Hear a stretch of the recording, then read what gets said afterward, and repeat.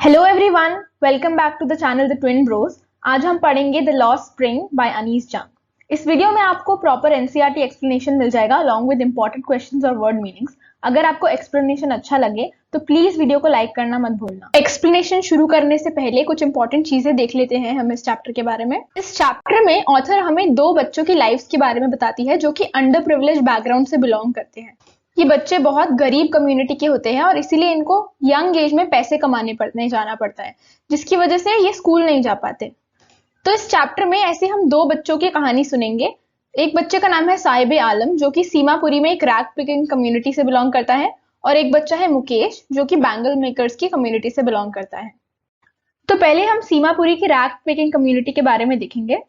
तो rag picking basically क्या होता है, जब लोग कूड़े के अंदर से छोटी मोटी काम की चीजें उठाते हैं, जैसे कि कोई भी सॉलिड वेस्ट, प्लास्टिक बॉटल्स वगैरह, और उसको सेल करते हैं जिससे उनको पैसे मिलते हैं। तो अनीस जंग रोज अपने नेबरहुड में एक बच्चे से मिलती है जिसका नाम होता है साहिब, और वो देखती है कि वो रोज रैग पिकिंग करता है। He finds gold in the garbage, यानी कि वो रैग पिकिंग करता है, उनको रोज दिखता है। इसके बाद ऑथर हमें साहिब का बैकग्राउंड बताती है। वो बताती है कि वो बिलोंग करते हैं ढाका, बांग्लादेश से, और जो साहिब का घर है it is not even a distant memory. Distant memory वो होती है जो आपको थोड़ी बहुत याद होती है, लेकिन साहिब के लिए उसका घर एक डिस्टेंट मेमोरी भी नहीं है। मतलब इतना टाइम हो गया है उसको ढाका छोड़े कि उसको कुछ भी याद नहीं है वहां के बारे में। साहिब की मॉम ने उसको बताया था कि वहां पे बहुत ज्यादा स्टॉर्म्स आए थे, इसीलिए उनको ढाका छोड़कर यहाँ सिटी में आना पड़ा, looking for gold. Looking for gold मतलब अपना लाइवलीहुड बनाने के लिए यहाँ सिटी में आना पड़ा। जब ऑथर साहिब से पूछती है कि तुम ये रैग पिकिंग का काम क्यों करते हो, तो साहिब बोलता है I have nothing else to do. मुझे और कुछ आता ही नहीं है करना, मैं क्या करूं। तो ऑथर साहिब को रेकमेंड करती है कि तुम स्कूल जाओ, लेकिन ऑथर ये बिना सोचे समझे बोल देती है। फिर वो रियलाइज करती है कि साहिब के पास तो कोई चॉइस ही नहीं है रैग पिकिंग के सिवाय, इसीलिए वो रैग पिकिंग कर रहा है, नहीं तो स्कूल जाने को तो पहले ही चला जाता। तो वो रियलाइज करती है how hollow the advice must sound. Sahib कहता है कि मेरे नेबरहुड में कोई स्कूल है ही नहीं। तो ऑथर उनसे पूछती है कि अगर वो कोई स्कूल बनाएगी तो क्या वो आना चाहेगा, तो वो कहता है हाँ। और इस बात को साहिब सीरियसली ले लेता है। तो कुछ दिन बाद वो पूछता है ऑथर से कि आपने स्कूल बनाया, क्या स्कूल रेडी है। तो ऑथर बहुत एम्बैरेस हो जाती है क्योंकि उन्होंने एक ऐसा प्रॉमिस किया होता है का कोई मतलब ही नहीं था, वो एक्चुअली मीन नहीं कर रही थी इस बात को। ऑथर कहती है promises like mine abound in every corner of his bleak world, यानी कि ऐसे छोटे मोटे प्रॉमिस सब उसको करते रहते हैं, इसलिए उसको कोई होप ही नहीं है कि असली में कोई स्कूल बना के देगा उसे। कुछ टाइम बाद ऑथर उससे उसका पूरा नाम पूछती है और वो बताता है मेरा पूरा नाम है साहिब आलम। और साहिब को अपने नाम का असली मतलब नहीं पता होता, उसका मतलब होता है लॉर्ड ऑफ द यूनिवर्स। और ये बहुत ही आयरॉनिक सी बात होती है क्योंकि लॉर्ड ऑफ द यूनिवर्स का मतलब होता है ऐसा कोई जो पूरे यूनिवर्स पे राज करता है, जो कि बहुत सक्सेसफुल होता है। लेकिन साहिब के लाइफ में कोई सक्सेस की होप ही नहीं है क्योंकि वो सिर्फ रैग पिकिंग करता है। अगर साहिब को कोई बताएगा उसके नाम का मतलब क्या है तो उसको बहुत मुश्किल होगा बिलीव करने में। इसके बाद ऑथर हमें बताती है कि जो ये रैग पिकिंग करने वाले बच्चे हैं ये मॉर्निंग बर्ड्स की तरह सुबह अपीयर होते हैं और दोपहर को गायब हो जाते हैं, और अब वो धीरे धीरे सबको अच्छे से जानने लग गई है। उनमें से एक बच्चे से ऑथर पूछती है कि उसने चप्पल क्यों नहीं पहन रखी, तो वो बहाना बना के कहता है क्योंकि मेरी मॉम ने उसको अलमारी से नीचे नहीं उतारा। तो दूसरा बच्चा कहता है अगर इसकी मॉम ने उतारा भी होता अलमारी से नीचे तो भी वो उसको नहीं पहनता, वो उसको थ्रो कर देता। फिर एक तीसरा बच्चा वो होता है जो कि बोलता है मुझे शूज चाहिए, जिसने अपनी पूरी लाइफ में आज तक कभी एक पेयर ऑफ शूज भी ओन नहीं करा। तो ऑथर हमें बताती है कि ये बच्चे अपनी परपेचुअल स्टेट ऑफ पॉवर्टी को एक्सप्लेन करने के लिए ये कहते हैं कि नंगे पैर रहना हमारा ट्रेडिशन है। It is not lack of money, it is a tradition.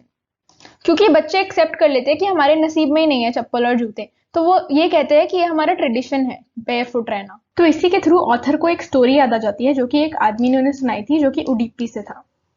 जब वो आदमी एक यंग बॉय था, जब वो छोटा था, तो उसके फादर एक प्रीस्ट हुआ करते थे और उसके पास तब शूज नहीं होते थे, तो वो भी पेयर ऑफ शूज के लिए प्रे करता था। और 30 इयर्स बाद जब वो वापस उडीपी गया तो उन्होंने देखा वहां पे एक छोटा बच्चा है जो स्कूल की यूनिफॉर्म में है और उसने सॉक्स और शूज पहने हैं। उसको शूज मिल गए थे और वो प्रे कर रहा था कि मेरे को ये शूज हमेशा मेरे पास रहे, मैं कभी इन शूज को लूज ना करूं। तो यहाँ पे हमें दिखाया जा रहा है कि जो प्रीस्ट का सन था उसको भी शूज मिल गए थे, लेकिन सीमापुरी में जो बच्चे थे उनके पास कोई शूज नहीं थे, वो शूलेस थे। इसके बाद हमें सीमापुरी के बारे में बताया गया है। ऑथर हमें बता रही है कि सीमापुरी जो है वो दिल्ली के आउटस्कर्ट्स में है फिजिकली, लेकिन मेटाफोरिकली उससे बहुत दूर है। मतलब दिल्ली इतना डेवलप्ड सिटी है, इतनी डेवलप्ड शहर है, लेकिन जो सीमापुरी है वो बिल्कुल ही उसका उल्टा है। बिल्कुल ही अंडर प्रिविलेज लोग रहते हैं वहां पे और वो बिल्कुल ही अंडर डेवलप्ड है। इसलिए डेवलपमेंट के सेंस में सीमापुरी दिल्ली से बहुत दूर है। जो लोग यहाँ पे रहते हैं वो बांग्लादेश से आए थे 1971 में, क्योंकि यहाँ पे उन्हें रैक पिकिंग करने की अपॉर्चुनिटी मिली जिससे वो खाना खरीद सकते हैं, और इनके लिए खाने से बढ़कर कुछ भी नहीं है। चाहे उनको कोई आइडेंटिटी ना मिले, उनको कोई फर्क नहीं पड़ता, लेकिन अगर उनको खाना मिल रहा है खाने को यहाँ पे रह के, तो उनके लिए वो ज्यादा इंपॉर्टेंट है। और सीमापुरी में कोई सीवेज ड्रेनेज फैसिलिटी नहीं है, कोई रनिंग वाटर की फैसिलिटी नहीं है, तब भी यहाँ पर अराउंड 10,000 रैक पिकर्स रहते हैं, और वो ये प्रेफर करते हैं कि वो यहीं पर रहे, क्योंकि यहाँ पे रह के उनको खाना खाने को मिल रहा है। ये सब लोग अपने ढाका में ब्यूटीफुल लैंड को पीछे छोड़कर यहाँ सीमापुरी में आ गए। क्यों? क्योंकि यहाँ पे इनको खाना मिल रहा है। जहां भी उनको खाना मिलता है वहां पे वो अपने ट्रांजिट होम्स लगा लेते हैं, और बच्चे उनका सहारा बनते हैं सर्वाइवल में। और सीमापुरी में सर्वाइवल का मतलब है रैक पिकिंग, और जो ये रैक पिकिंग है ये एक फाइन आर्ट बन चुका है, एक स्किल बन चुका है सीमापुरी में। सीमापुरी के लोगों के लिए गार्बेज बहुत बड़ी चीज है, उनका लाइवलीहुड है, उनके सिर पे छत है। अब जो ये सारे पेरेंट्स है, ये जो सारे अडल्ट है, इनके लिए तो ये सिर्फ एक मीन्स ऑफ सर्वाइवल है, लेकिन जो साहिब जैसे बच्चे हैं उनके लिए ये सिर्फ एक मीन्स ऑफ सर्वाइवल नहीं है, उनके लिए एक बहुत एक्साइटिंग चीज है। कभी कभी साहिब कहता है कि उसको 10 रुपए का नोट मिल जाता है, वो हमेशा होप करता है कि उसको कुछ अच्छा मिलेगा आज। एक बार ऑथर देखती है कि जो साहिब है वो 2 लोगों को टेनिस खेलते हुए दिख रहा है गेट के बाहर से, और वो बोलता है कि मुझे अच्छा लगता है इनका गेम, और वो ये भी बताता है कि जो उसका गेट कीपर है उस टेनिस कोर्ट का, वो अंदर जाने देता है साहिब को और झूला यूज करने देता है। ऑथर नोटिस करती है कि साहिब ने डिस्कलर्ड शर्ट और शॉर्ट्स पहना है, और साथ में शूज भी पहन रखे हैं, और ये शूज किसी रिच बच्चे ने दे दिए थे साहिब को, क्योंकि उसमें होल हो गया था। लेकिन साहिब के लिए तो ये डिस्कार्डेड शूज जिसमें होल है वो भी उसके लिए ड्रीम है, लेकिन जो वो इतनी ध्यान से गेम देख रहा है टेनिस का, वो तो उसके रीच से बिल्कुल बाहर है। तब देखती है कि जो साहिब है उसने अपना रैक पिकिंग का जॉब छोड़ दिया है, और वो एक टी स्टॉल में काम करने लग गया, जिसके लिए उसको 800 रुपीज मिलते हैं और सारा खाना मिलता है पूरे दिन का। लेकिन फिर भी साहिब खुश क्यों नहीं है? क्योंकि वो अपना खुद का मास्टर नहीं है एनी लॉन्गर। वो अब खुद के लिए काम नहीं कर रहा, उसको किसी और के लिए काम करना पड़ रहा है। पहले जब वो रैक पिकिंग कर रहा था तो वो खुद के लिए काम कर रहा था, और उसको जो प्लास्टिक बैग उठाना था वो भी बहुत लाइट था। लेकिन ये जो स्टील का कैनिस्टर है, कैनिस्टर वो होता है जिसमें गर्म ड्रिंक्स को ट्रांसफर किया जाता है, तो ये कैनिस्टर उसके लिए बहुत हैवी था, और वो बिल्कुल खुश नहीं था। वो अपना केयर फ्री लुक बिल्कुल लूज कर चुका था। जो प्लास्टिक बैग था वो साहिब का खुद का था, लेकिन ये कैनिस्टर टी शॉप के जो ओनर है उसका है।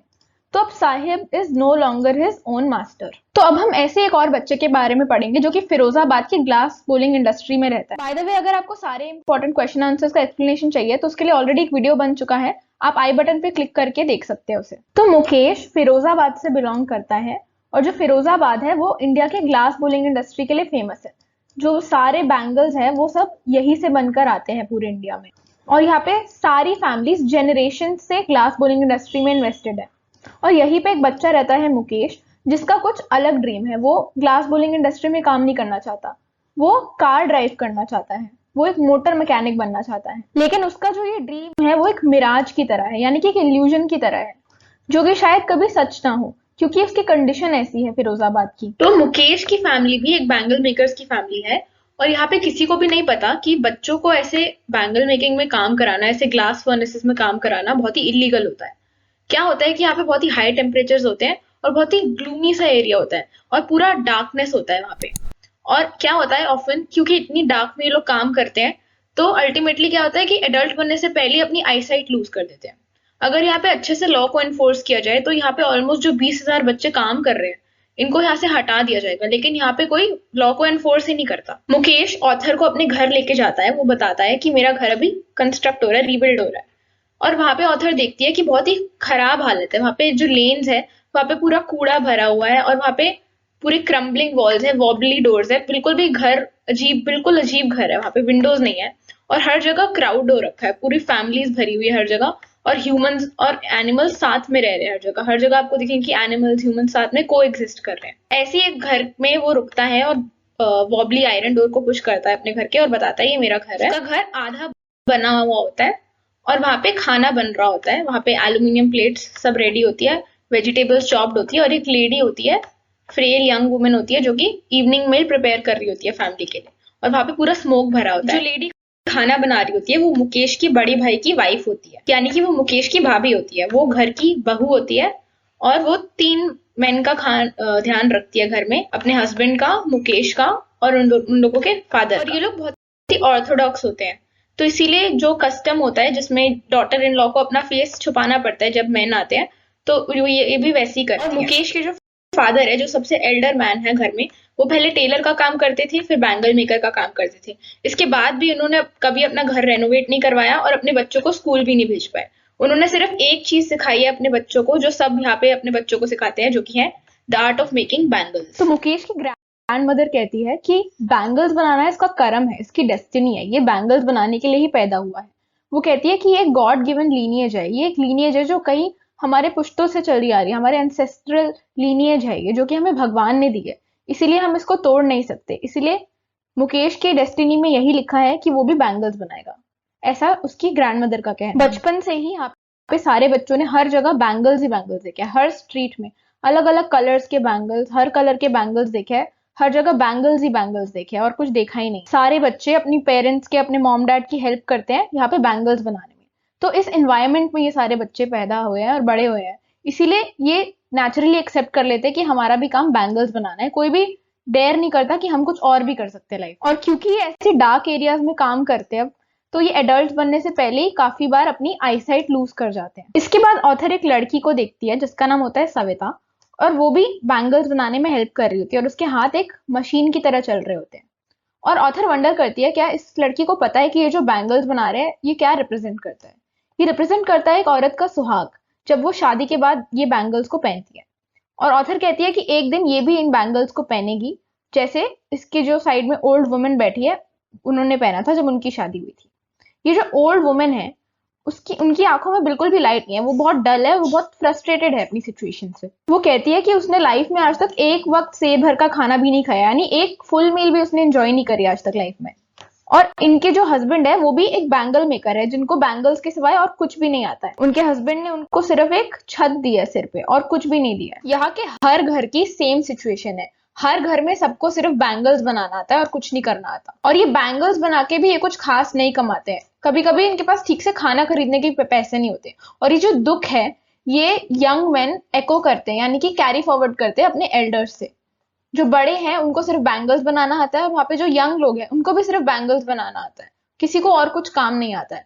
और इतना टाइम हो गया है उसके बाद भी सिचुएशन बिल्कुल सेम है, और सबने अपनी ड्रीम करने की एबिलिटी लूज कर दी है, कुछ अलग सोचने की, कुछ अलग करने की एबिलिटी लूज कर दी है। किसी को होप ही नहीं है अपने फ्यूचर में कुछ करने की। तो ऑथर वहां के लोगों से पूछती है कि आप लोग अपने आप को एक कोऑपरेटिव में क्यों नहीं ऑर्गेनाइज कर लेते। तो वो लोग कहते हैं अगर हम करेंगे भी ऑर्गेनाइज तो हमें ही पुलिस मारेगी, हमें बीट करेगी, क्योंकि हम कुछ इलीगल कर रहे हैं। और इनके अमंग कोई भी लीडर नहीं है, सब लोग एक जैसे हैं, कोई अलग नहीं सोचता है, सब यही सोचते हैं कि हम बैंगल्स बनाएंगे और थोड़ा बहुत कमाएंगे, उसी में जिएंगे। किसी के पास ड्रीम करने की एबिलिटी नहीं है, नोबडी डेयर्स टू ड्रीम। कोई भी डिफरेंटली नहीं देखता सिचुएशन को, सबने एक्सेप्ट कर लिया है कि यही हमारे डेस्टिनी में लिखा है कि हमें बैंगल्स बनाना है। और सब टायर्ड है, सब थक चुके हैं अपनी सिचुएशन से, और सबने एक्सेप्ट कर लिया इस चीज को कि हमारा कुछ नहीं होने वाला, हम तो बैंगल्स ही बनाते रहेंगे जिंदगी भर। और ये एक स्पाइरल में अटक गया। इस स्पाइरल में क्या है, गरीबी है, ग्रीड है, इनजस्टिस है और दुख है, और ये हमेशा इसी सिचुएशन में रहते हैं। ऑथर कंक्लूड करती है कि यहाँ के लोग दो वर्ल्ड में कॉट है। एक तो है इनका पॉवर्टी से भरा वर्ल्ड जिसमें सिर्फ गरीबी ही गरीबी है, और दूसरा है साहूकार्स, मिडिलमैन और पुलिसमैन का वर्ल्ड, जहाँ पे इनजस्टिस है, जो कीपर्स ऑफ लॉ है, यहाँ पे ढंग से लॉ इन्फोर्स नहीं करते, तो वो इस साइकिल में भी स्टक है। इन दोनों सिस्टम्स ने मिला के ऐसा बैगेज इन बच्चों पे इम्पोज कर दिया है जो वो हटा नहीं सकते, इतना बर्डन कर दिया है यहाँ के बच्चों को कि वो डेयर ही नहीं करते कि वो कुछ और कर सके लाइफ में। और जैसे ही बच्चा पैदा होता है वो इस चीज को एक्सेप्ट कर लेता है कि हाँ, यहाँ पे मुझे सिर्फ बैंगल्स बनाने हैं और मेरे को पूरी लाइफ बैंगल्स ही बनाने हैं। Daring is not a part of growing up. यहाँ पे कोई भी डेयर नहीं करता कि मैं कुछ अलग करूँ, कुछ अलग नहीं सोचता। लेकिन जो मुकेश है उसने सोचा है कि उसको कुछ अलग करना है, उसको एक मोटर मैकेनिक बनना है, वो गैराज जाना चाहता है और सीखना चाहता है। ऑथर मुकेश से पूछती है कि क्या तुम फ्लाई भी करना चाहते हो, क्या तुम प्लेन भी उड़ाना चाहते हो, पायलट भी बनना चाहते हो। तो वो कहते हैं नहीं, मैं पायलट नहीं बनना चाहता। क्यों? क्योंकि जो फिरोजाबाद के स्ट्रीट है वहां पे प्लेन्स तो बहुत ही कम उड़ते हैं, लेकिन वो अपनी गाड़ी में बैठ के मोटर मैकेनिक बन के फिरोजाबाद को विजिट करना चाहता है, इसीलिए वो प्लेन नहीं उड़ाना चाहता, वो सिर्फ गाड़ी चलाना चाहता है, एक मोटर मैकेनिक बनना चाहता है। सो इसी के साथ हमारा एक्सप्लेनेशन खत्म हो जाता है। अगर आपको वीडियो अच्छा लगे, एक्सप्लेनेशन अच्छा लगा हो, तो प्लीज वीडियो को लाइक करना मत भूलना। सारे इंपॉर्टेंट कोर्सेज और अपडेट्स के लिंक्स आपको डिस्क्रिप्शन में मिल जाएंगे। Thank you.